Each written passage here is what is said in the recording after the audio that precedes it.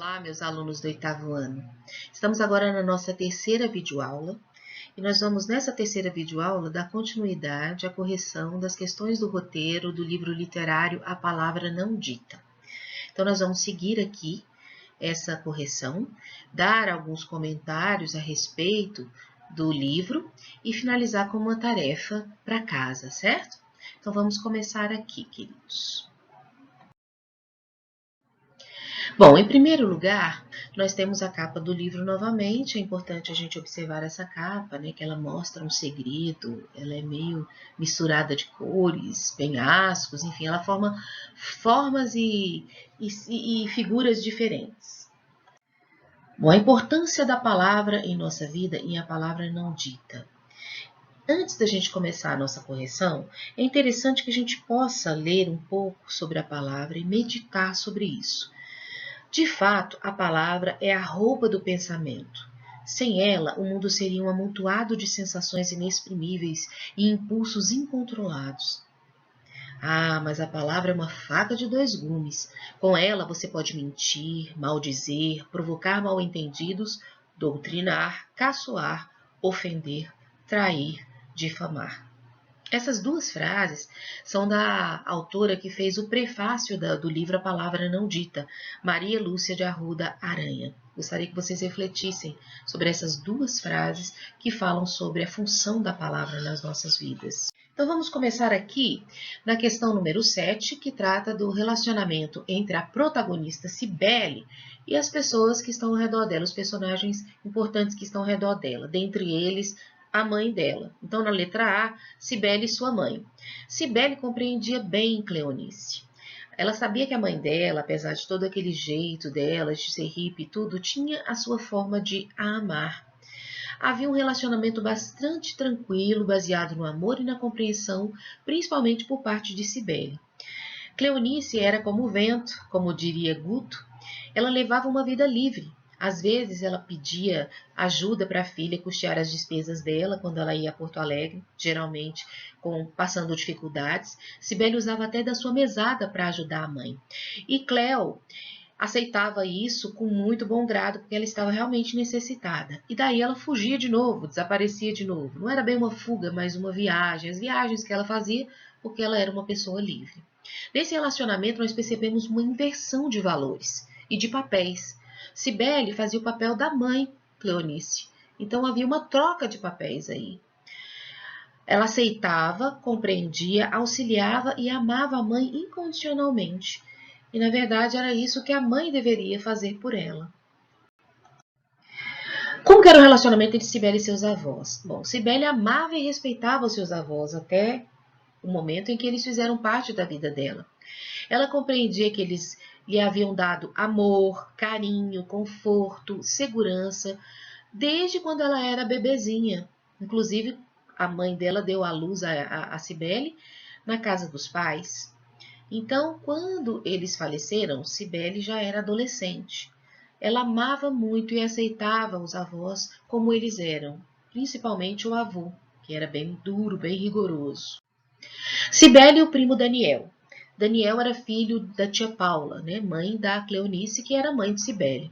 Então, Cibele e Daniel, seu primo, eram como irmãos. O relacionamento deles era extremamente agradável, amoroso, protetor, principalmente por Daniel. Daniel protegia Cibele como se fosse uma irmã, fazia de tudo para ajudar Cibele. Eles se amavam e eram bastante confidentes um do outro. A convivência deles também era muito longa, desde criancinhas. Então, eles tinham essa cumplicidade. Agora, o relacionamento entre Cibele e Augusto, né? Guto havia aparecido na vida de Cibele justamente na época em que ela estava pleiteando a paternidade, o reconhecimento de paternidade por Danilo Vaz.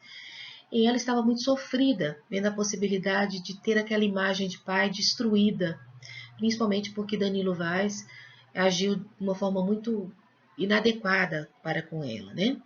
Então ele surge aí, no meio de uma tempestade, como possível pai também de Cibele, porque ele tinha sido namorado da mãe de Cibele, Cleonice, haviam morado juntos em São Paulo, justamente na época em que Cleonice engravidara de Cibele.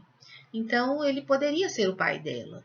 Ele era um homem extremamente carinhoso, amoroso, ainda amava muito Cleonice, mesmo ela já havendo falecido, e ele projetava esse amor em Cibele.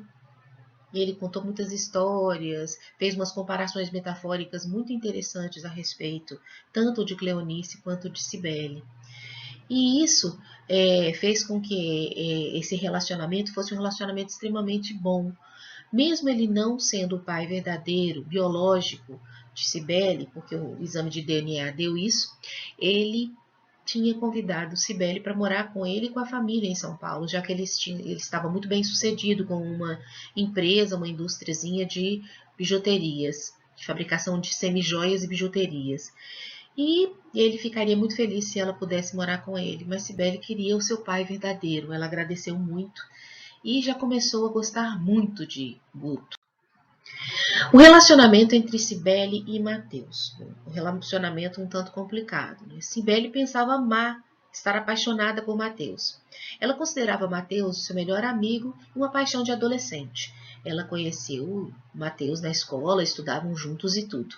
Ela contava todos os seus segredos para Mateus, inclusive os mais íntimos, como estes em relação à paternidade, essa luta por ela ter um pai, e até mesmo o caso de Guto, que foi exatamente quando eles romperam a amizade.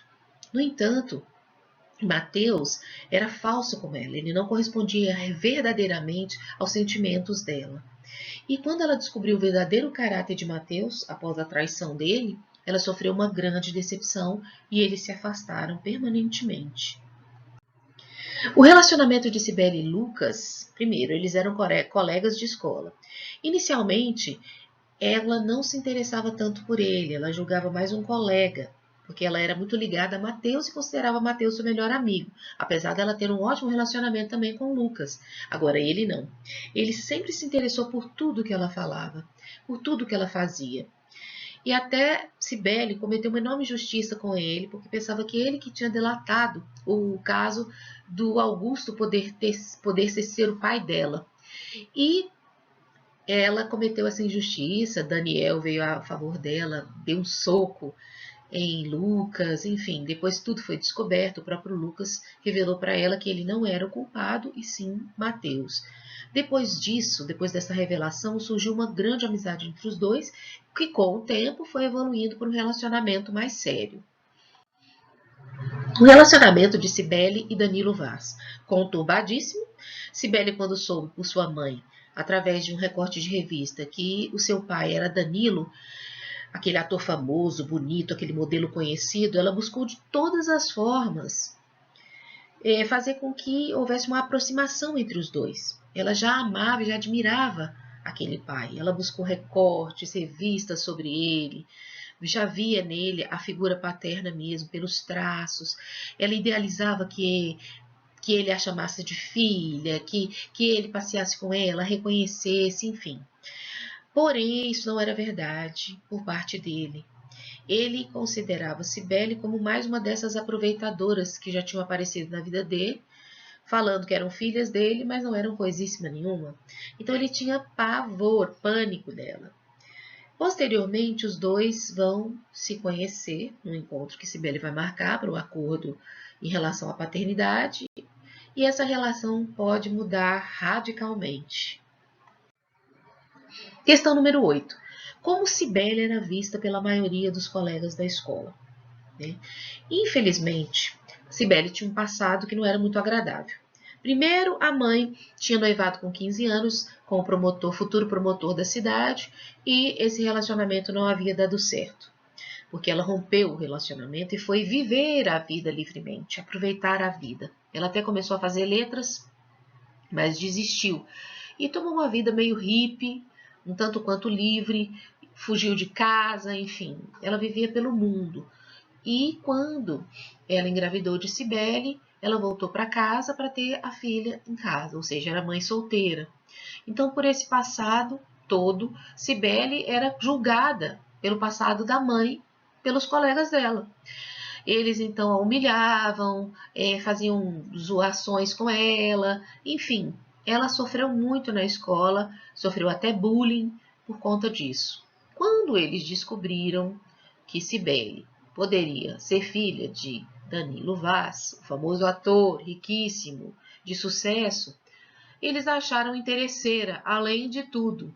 Aí que eles se afastaram mesmo dela e começaram com comentários mais maldosos ainda a respeito dela ser uma filha, suposta filha, uma menina, uma mulher, uma adolescente interesseira, materialista. Mas, como Cibele era muito forte, tinha uma personalidade marcante, uma família extremamente próxima e amigos, no caso Mateus e Lucas, que ela julgavam ser os seus grandes amigos, ela conseguia superar isso, apesar de sofrer muito e chorar algumas vezes, certo?